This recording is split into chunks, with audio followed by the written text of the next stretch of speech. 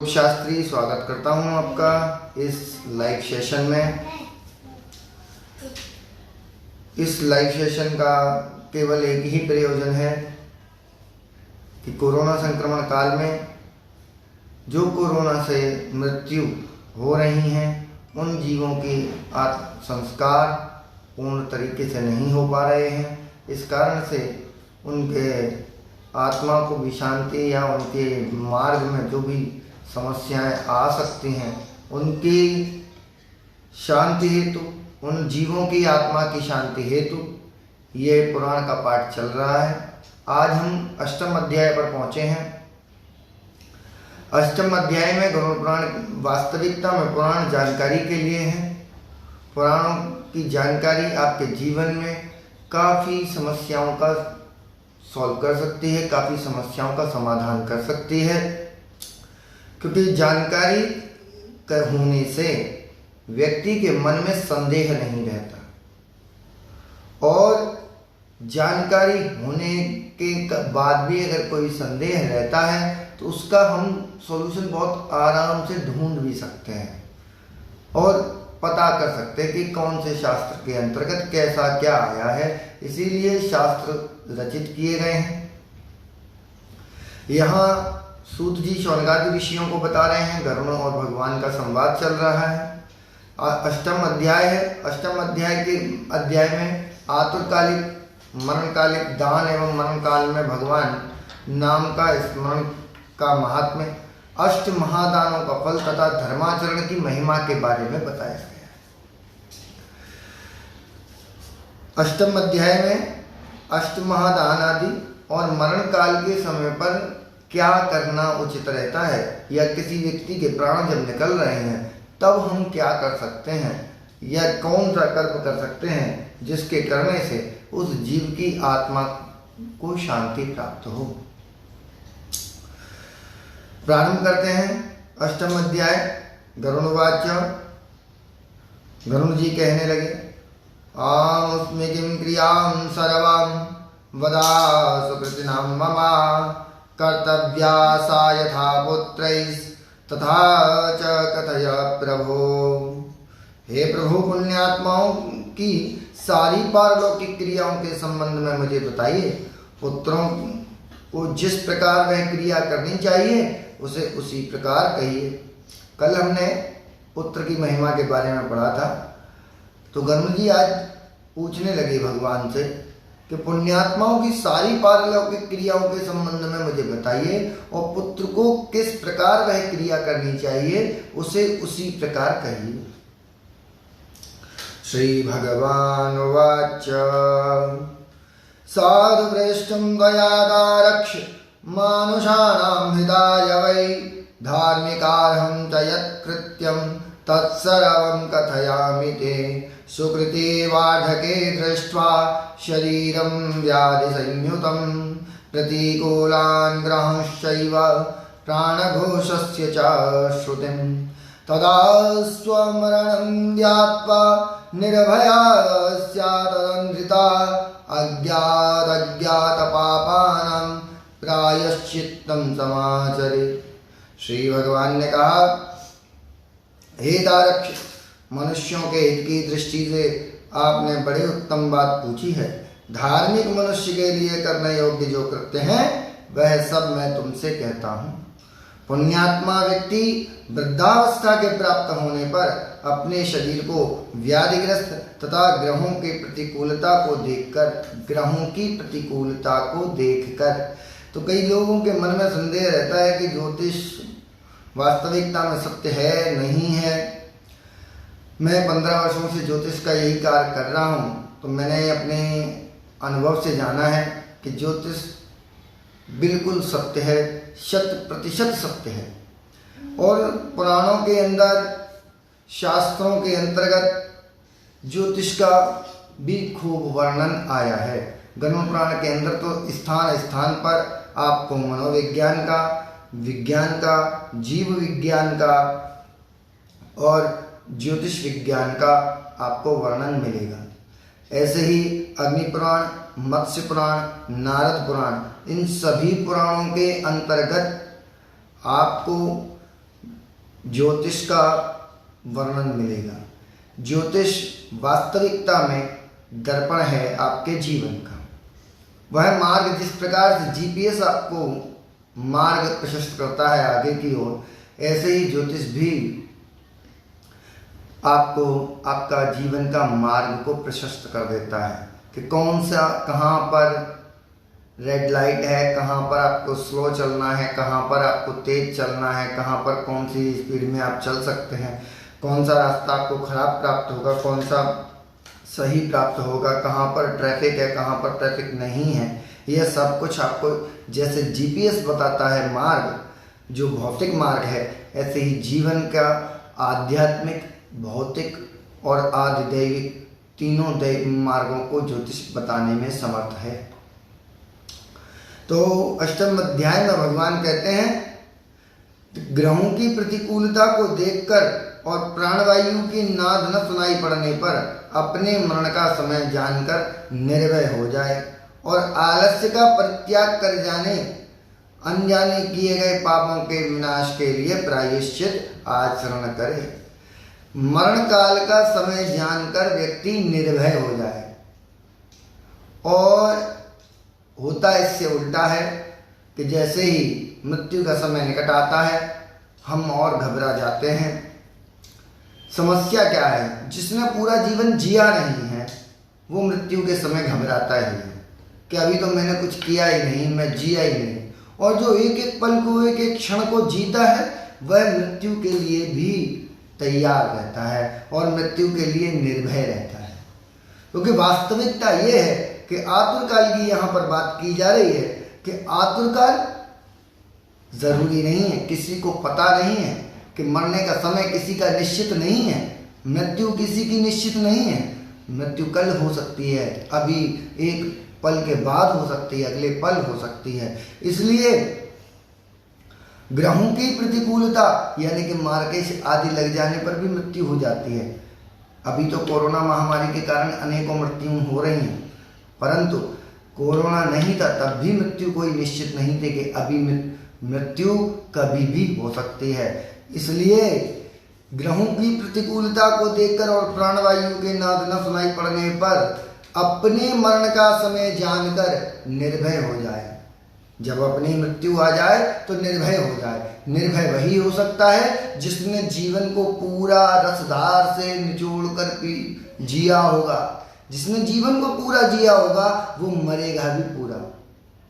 वरना तो जो जीवन जी ही नहीं पाया, जो रोजाना विचारों के कारण, डिप्रेशन के कारण रोजाना एक मृत्यु मर रहा है, या रोजाना कुछ टेंशनों के कारण जो मृत्यु मर रहा है, तो ऐसे व्यक्ति, ऐसे जीव की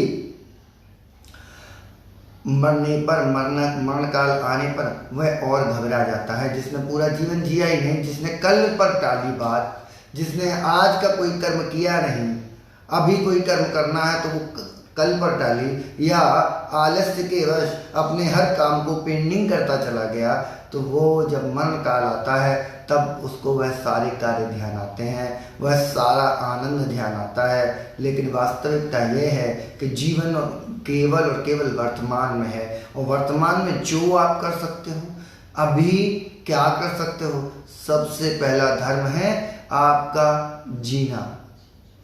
मनुष्य का सबसे पहला धर्म जीवन है, और जब जो जीवन को पूरा प्राप्त कर लेता है, जो जीवन का पूरा आनंद लेता है, वह मृत्यु के समय निर्भय होता है। तो यहाँ पर भगवान कहते हैं मरण का समय जानकर निर्भय हो जाए और आलस्य का परित्याग कर जाने अनजाने किए गए पापों के विनाश के लिए प्रायश्चित का आचरण करें। जब आतुरकाल उपस्थित हो जाए तो स्नान करके शालिग्राम स्वरूप भगवान विष्णु की पूजा कराए। गंध पुष्प कुमकुम तुलसी दल धूप दीप तथा बहुत से मोदक आदि नैवेद्यों को समर्पित करके भगवान की अर्चना करें और विप्रों को दक्षिणा देकर नैवेद्य का ही भोजन कराएं तथा अष्टाक्षर अथवा द्वादशाक्षर मंत्र का जप करें। अष्टाक्षर मंत्र नमो नारायण अष्टाक्षर मंत्र है, ओम नमो नारायणाय अष्टाक्षर मंत्र है, और ओम नमो भगवते वासुदेवाय द्वादशाक्षर मंत्र है। भगवान विष्णु और शिव के नाम का स्मरण करें और सुने। भगवान का नाम कानों से सुनाई पड़ने पर वह मनुष्य पाप को नष्ट करता है। रोगी के समीप आकर बांधवों को शोक नहीं करना चाहिए, प्रत्युत मेरे पवित्र नाम का बार बार स्मरण करना चाहिए। भगवान कहते हैं कि जब भी कोई व्यक्ति आतुरकाल में हो, मरण काल के समय पर हो, तो आपको शोक नहीं करना चाहिए, क्योंकि मरण काल के समय पर जितना आनंद, जितना परमात्मा का स्मरण आप करेंगे और कराएंगे, उस जीव का रास्ता उतना ही सुलभ होगा। विद्वान व्यक्ति को मत्स्य, कूर्म, वराह, नारसिंह, वामन, परशुराम, राम, कृष्ण, बुद्ध और कल्कि इन 10 नामों का सदा स्मरण कीर्तन करना चाहिए। जो व्यक्ति रोगी के समीप उपयुक्त नामों का कीर्तन करते हैं वे ही उसके सच्चे बांधव कहे गए हैं। कृष्ण यह मंगलमय नाम जिसकी वाणी से उच्चारित होता है, उसके करोड़ों महापातक तत्काल भस्म हो जाते हैं। मरणासन्न अवस्था में अपने पुत्र के बहाने से नारायण नाम लेकर अजामिल भी भगवत धाम को प्राप्त हो गया, तो फिर जो श्रद्धा पूर्वक भगवान के नाम का उच्चारण करने वाले हैं उनके विषय में क्या कहना। दूषित चित्तवृत्ति वाले व्यक्ति के द्वारा भी स्मरण किए जाने पर भगवान उसके समस्त पापों को नष्ट कर देते हैं। जैसे अनिच्छा पूर्वक भी स्पर्श करने पर अग्नि जलाता ही है, हे द्विज, वासना के सहित पापों का समूल विनाश करने की जितनी शक्ति भगवान के नाम में है, पातकी मनुष्य उतना पाप करने में समर्थ नहीं है। कि परमात्मा के नाम में जितनी शक्ति है उतने आपके पाप कर्मों में भी शक्ति नहीं है। यमदेव अपने किंकरों से कहते हैं, हे दूतों, हमारे पास नास्तिक जनों को ले आया करो। भगवान के नाम का स्मरण करने वाले मनुष्यों को मेरे पास मत लाया करो, क्योंकि मैं स्वयं अच्युत, केशव, राम, नारायण, कृष्ण, दामोदर, वासुदेव, हरि, श्रीधर, माधव, गोपिका वल्लभ, जानकी नायक रामचंद्र का भजन करता हूँ। हे दूतों, जो व्यक्ति है कमल नयन है, वासुदेव है, विष्णु है, हे धरणीधर, हे अच्युत, हे शंख चक्रपाणी, आप मेरे शरणदाता हो, ऐसा कहते हैं, उन निष्पाप व्यक्तियों को तुम दूर से ही छोड़ देना। हे दूतों, जो निष्कंचन और रसज्ञ परमहंसों के द्वारा निरंतर आस्वादित भगवान मुकुंद के पादारविंद मकरंद रस से विमुख है और नरक के मूल गृहस्थी के प्रपंचों में तृष्णा से बद्ध है, ऐसे असत पुरुषों को मेरे पास लाया करो। जिनकी जिह्वा भगवान के गुण और नाम का कीर्तन नहीं करती, चित्त भगवान के चरणारविंद का स्मरण नहीं करता, सिर एक बार भी भगवान को प्रणाम नहीं करता, ऐसे विष्णु के कृत्यों से रहित असत पुरुषों को मेरे पास ले आया करो। इसलिए हे पक्षींद्र, जगत में मंगल स्वरूप भगवान विष्णु का कीर्तन ही एकमात्र महान पापों के आत्यंतिक और एकांतिक निवृत्ति की प्रायश्चित है, ऐसा जानो। It's 4:15. नारायण से परांगमुख रहने वाले व्यक्तियों के द्वारा किए गए प्रायश्चित चरण भी दुर्बुद्धि प्राणी को उसी प्रकार पवित्र नहीं कर सकते, जैसे मदिरा से भरे घट को गंगा जी सदृश नदियां पवित्र नहीं कर सकती। भगवान कृष्ण के नाम स्मरण से पाप नष्ट हो जाने के कारण जीव नरक को नहीं देखते हैं और स्वप्न में भी कभी यम तथा यमदूतों को नहीं देखते। जो व्यक्ति अंतकाल में नंद नंदन भगवान श्री कृष्ण जिसके पीछे चलते हैं, ऐसी गाय को ब्राह्मणों को दान देता है, वह मांस, हड्डी और रक्त से परिपूर्ण वैतरणी नदी में नहीं गिरता। अथवा जो मृत्यु के समय नंदन नंदन इस प्रकार की वाणी का उच्चारण करता है, वह पुनः मांस, अस्थि तथा रक्त से पूर्ण वैतरणी रूपी शरीर को प्राप्त नहीं करता, शरीर धारण नहीं करता, अर्थात मुक्त हो जाता है। अतः पापों के समूह को नष्ट करने वाले महाविष्णु के नाम का स्मरण करना चाहिए, अथवा गीता या विष्णु सहस्त्र नाम का पठन अथवा श्रवण करना चाहिए। एकादशी का व्रत, गीता, गंगाजल, तुलसी दल भगवान विष्णु का चरणामृत और नाम ये मरण काल में मुक्ति देने वाले हैं। इसके बाद घृत और स्वर्ण सहित अन्य दान का संकल्प करे। श्रोत्रिय द्विज को यानी वेद पाठी ब्राह्मण को सवत्सा गौ का दान करे। हे तारक्ष, जो मनुष्य अंतकाल में थोड़ा या बहुत दान देता है और पुत्र उसका अनुमोदन करता है, वह दान अक्षय होता है। सत्पुत्र को चाहिए कि अंतकाल में सभी प्रकार का दान दिलाए। लोक में धर्मज्ञ पुरुष इसलिए पुत्र के लिए प्रार्थना करते हैं। भूमि पर स्थित आदि आंख मूंदे हुए पिता को देखकर पुत्रों को उनके द्वारा पूर्व संचित धन के विषय में तृष्णा नहीं करनी चाहिए। सत्पुत्र के द्वारा दिए गए दान से जब तक उसका पिता जीवित हो तब तक और फिर मृत्यु के अनंतर आतिवाहिक शरीर से भी परलोक मार्ग में वह दुख नहीं प्राप्त करता। आतुरकाल और ग्रहण काल, इन दोनों कालों में दिए गए दान का विशेष महत्व है। इसलिए तिल आदि अष्टदान अवश्य देना चाहिए। वह अष्टदानों का सामान कौन सा है? तिल, लोहा, सोना, कपास, नमक, सप्तधान्य, भूमि और गौ। इनमें से एक का दान भी पवित्र करने वाला है। यह अष्ट महादान महापातकों को नाश करने वाला है, अतः अंतकाल में इसे देना चाहिए। इन दानों का जो उत्तम फल है उसे सुनो। तीनों प्रकार के पवित्र तिल मेरे पसीने से उत्पन्न हुए हैं। असुर, दानव और दैत्य तिल दान से तृप्त होते हैं। श्वेत, कृष्ण तथा कपिल वर्ण के तिल का दान वाणी, मन और शरीर के द्वारा किए गए त्रिविध पापों को नष्ट कर देता है। लोहे का दान भूमि में हाथ रखकर देना चाहिए। ऐसा करने से वह जीव यम सीमा को नहीं प्राप्त होता और यम मार्ग नहीं जाता। पाप कर्म करने वाले व्यक्तियों का निग्रह करने के लिए यम के हाथ में कुल्हाड़ी, मुसल, दंड, तलवार तथा छुरी शस्त्र के रूप में रहते हैं। यमराज के आयुधों को संतुष्ट करने के लिए लोहे का दान करना कहा गया है। इसलिए यमलोक में सुख देने वाले लोह दान को करना चाहिए।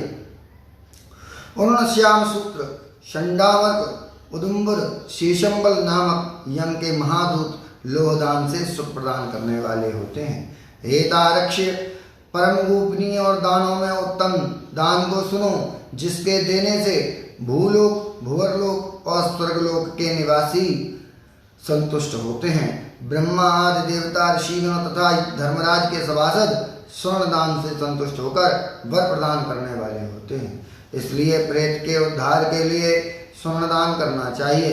हे तात, स्वर्ण का दान देने से जीव यमलोक नहीं जाता, उसे स्वर्ग की प्राप्ति होती है। बहुत काल तक वह जीव सत्यलोक में निवास करता है। तदनंतर उस लोक में रूपवान, धार्मिक, वाक्पटु, श्रीमान और अतुल पराक्रमी राजा होता है। कपास का दान देने से यमदूतों से भय नहीं होता। लवण का दान देने से यम से भय नहीं होता। लोहा, नमक, कपास, तिल और स्वर्ण के दान से यमपुर के निवासी चित्रगुप्त आदि संतुष्ट होते हैं। सप्तधान्य प्रदान करने से धर्मराज और यमपुर के तीनों द्वारों पर रहने वाले अन्य द्वारपाल भी प्रसन्न हो जाते हैं। धान, जौ, गेहूं, मूंग, उड़द, काकुन या कंगनी और सातवां चना ये सप्तधान्य कहे गए हैं। जो व्यक्ति गोचर्म मात्र भूमि विधान पूर्वक सत्पात्र को देता है, वह ब्रह्म हत्या के पाप से मुक्त होकर पवित्र हो जाता है। ऐसा मुनीश्वरों ने देखा है। राज्य में किया हुआ अर्थात राज्य संचालन में राजा से होने वाला महापाप न व्रतों से, न तीर्थ सेवन से और न अन्य किसी दान से नष्ट होता है, अपितु वह तो केवल भूमि दान से ही विलीन होता है। जो व्यक्ति ब्राह्मण को धान्यपूर्ण पृथ्वी का दान करता है, वह देवताओं और असुरों से पूजित होकर इंद्रलोक में जाता है। हे गण, अन्य दानों का फल अत्यल्प होता है, किंतु पृथ्वी दान का पुण्य दिन प्रतिदिन बढ़ता जाता है। भूमि का स्वामी होकर भी जो ब्राह्मण को भूमि नहीं देता, किसी ग्राम में एक कुटिया तक भी नहीं प्राप्त करता, वह व्यक्ति किसी ग्राम में एक कुटिया तक प्राप्त नहीं करता, जन्मांतर में अर्थात प्रत्येक जन्म में दरिद्र होता है। भूमि का स्वामी होने के अभिमान में जो भूमि का दान नहीं करता, वह तब तक नरक में निवास करता है जब तक शेषनाग पृथ्वी को धारण करते हैं। इसलिए भूमि के स्वामी को भूमि दान करना चाहिए। अन्य व्यक्तियों के लिए भूमि दान के स्थान पर मैंने गौदान का विधान किया है। इसके बाद अनंत धेनु का दान करना चाहिए, रुद्र धेनु देनी चाहिए। तदनंतर ऋण धेनु देकर मोक्ष धेनु का दान करना चाहिए। हे खग, विशेष विधान पूर्वक वैतरणी धेनु का दान करना चाहिए। दान में दी गई गौएं मनुष्य को त्रिविध आदि भौतिक, आधिदैविक, आध्यात्मिक तापों तथा कायिक, वाचिक एवं मानसिक पापों से मुक्त करती है। बाल्यावस्था में, कुमारावस्था में, युवावस्था में, वृद्धावस्था में अथवा दूसरे जन्म में, रात में, प्रातःकाल, मध्याह्न, अपराह्न और दोनों संध्या कालों में शरीर, मन और वाणी से जो जो पाप किए गए हैं, वे सभी पाप तपस्या और सदाचार से युक्त वेदविद ब्राह्मण को उपस्कार युक्त दान सामग्री सहित सवत्सा और दूध देने वाली कपिला गौ के एक बार दान देने से नष्ट हो जाते हैं। दान में दी गई वह गौ अंतकाल में गौदान करने वाले व्यक्ति का संचित पापों से उद्धार कर देती है। स्वस्थ चित्तावस्था में दी गई एक गौ, आतुर अवस्था में दी गई 100 गौ और मृत्युकाल में चित्त विवर्जित व्यक्ति के द्वारा दी गई 1000 गौ तथा मरणोत्तर काल में दी गई विधि पूर्वक 1,00,000 गौ के दान का फल बराबर है। स्वस्थ चित्त अवस्था में दी गई एक गाय, मरण काल में दी गई 1,00,000 गाय और मरण काल के बाद जो गाय दान दी जाती हैं उसका स्वस्थ चित्त, यानी कि जब आप स्वस्थ हैं, स्वयं स्वस्थ हैं और दूसरा भी स्वस्थ है, स्वस्थ चित्त वाला व्यक्ति जिस समय पर दान करता है उसका फल अधिक अच्छा प्राप्त होता है। तीर्थ में सत्पात्र को दी गई एक गौ का दान 1,00,000 गौदान के तुल्य होता है। सत्पात्र में दिया गया दान 1,00,000 गुना होता है। दाता को अनंत फल प्राप्त होता है और दान लेने वाले पात्र को प्रतिग्रह का दोष नहीं लगता। स्वाध्याय और होम करने वाला तथा दूसरों के द्वारा पकाए गए अन्न को न खाने वाला अर्थात स्वयं पाकी ब्राह्मण रत्नपूर्ण पृथ्वी का दान लेकर भी प्रतिग्रह दोष से लिप्त नहीं होता।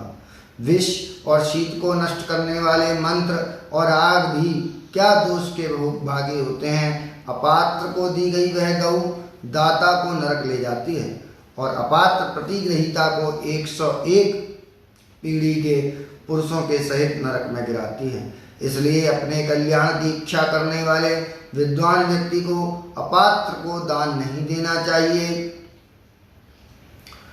एक गौ एक ही ब्राह्मण को देनी चाहिए। बहुत ब्राह्मणों को एक गौ कदापि नहीं देनी चाहिए। वह गौ यदि बेची गई अथवा बांटी गई तो 7 पीढ़ी तक के पुरुषों को जला देती है। मैंने तुमसे पहले वैतरणी नदी के विषय में कहा था, उसे पार करने के उपायभूत गौदान के विषय में तुमसे कहता हूँ।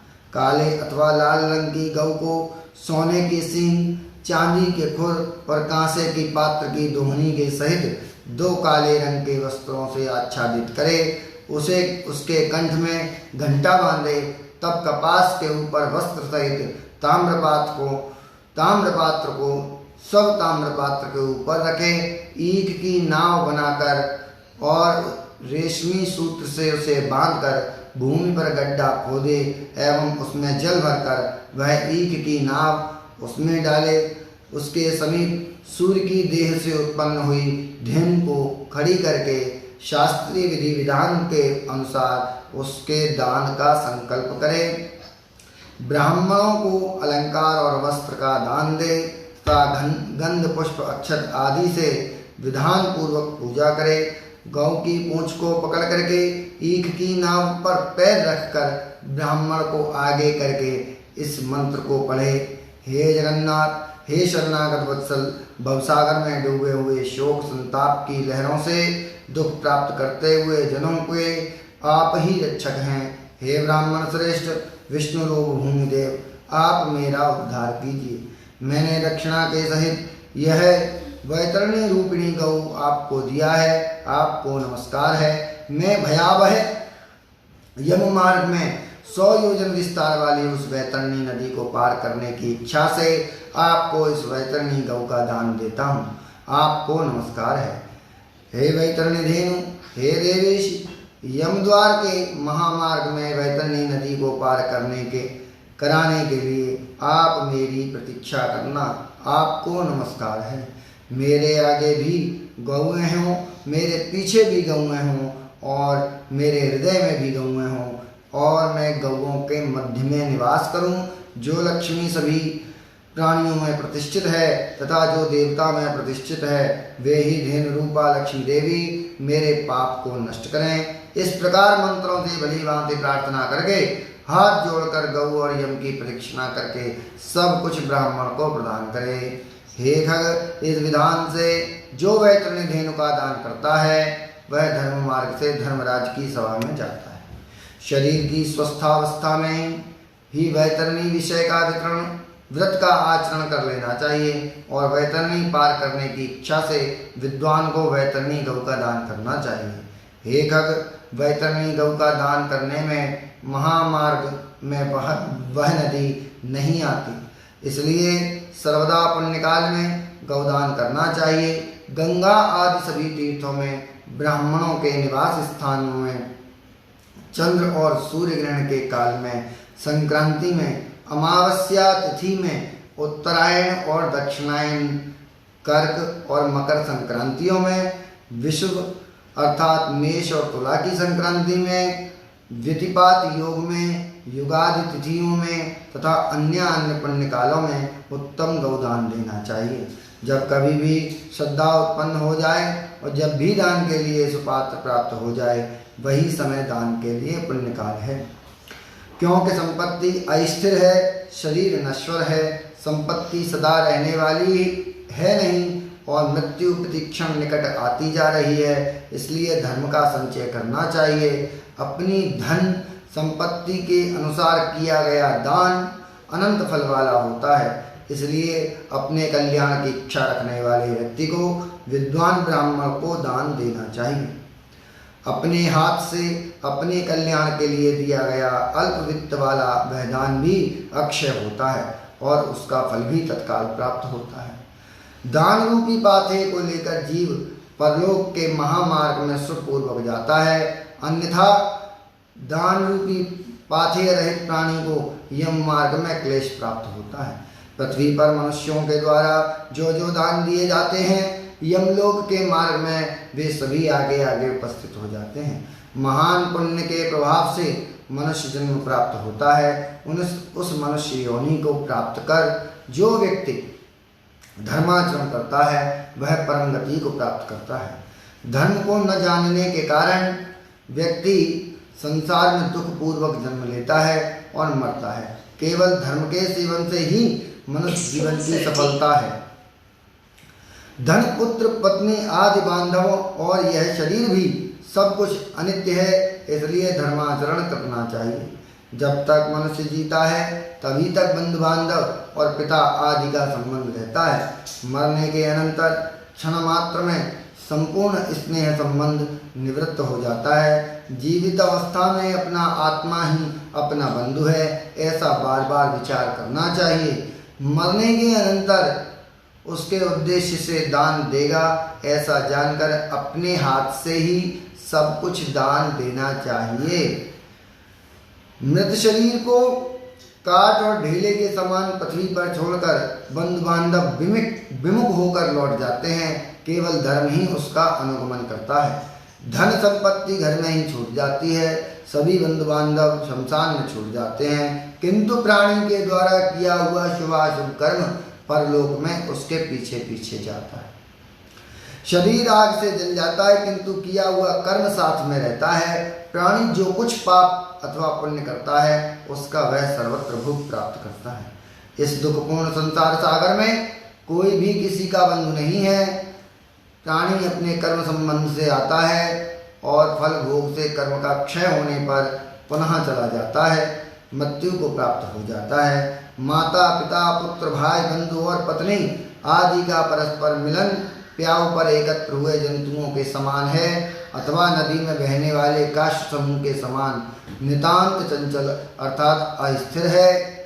किसके पुत्र, किसके पौत्र, किसकी भार्या और किसका धन संसार में कोई किसी का नहीं है, इसलिए अपने हाथ से स्वयं दान देना चाहिए।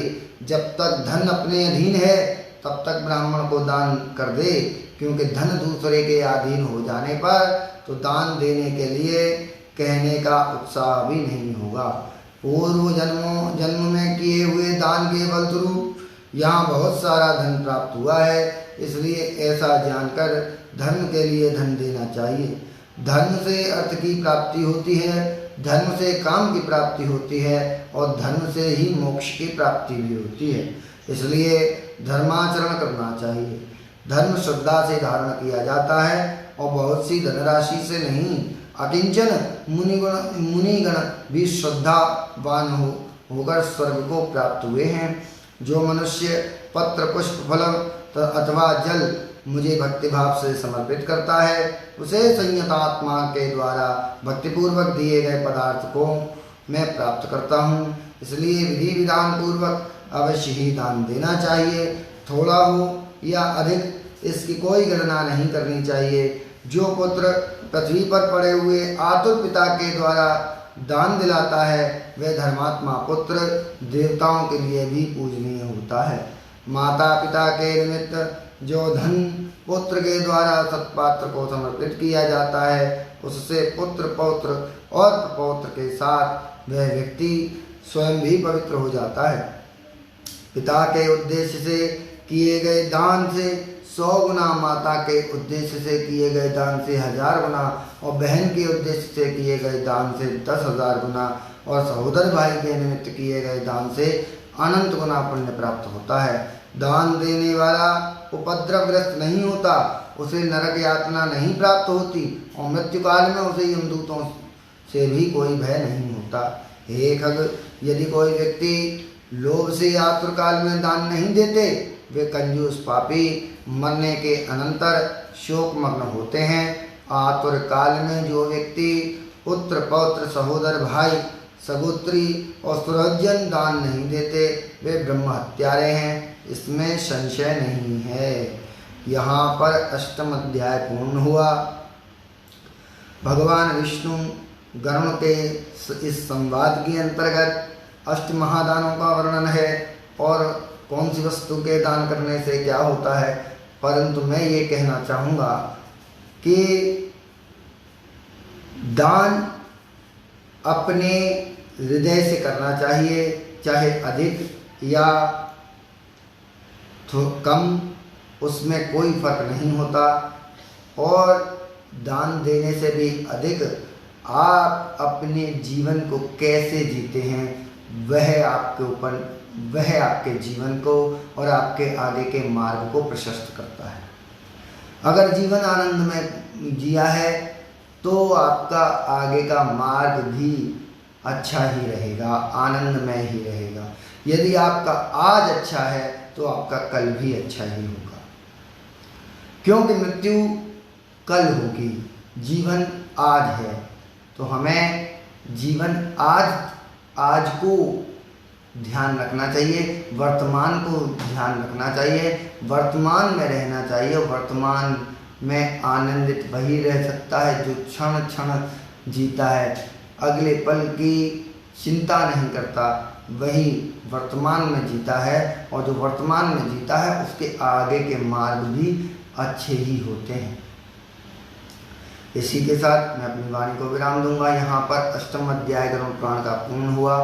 जय श्री कृष्ण।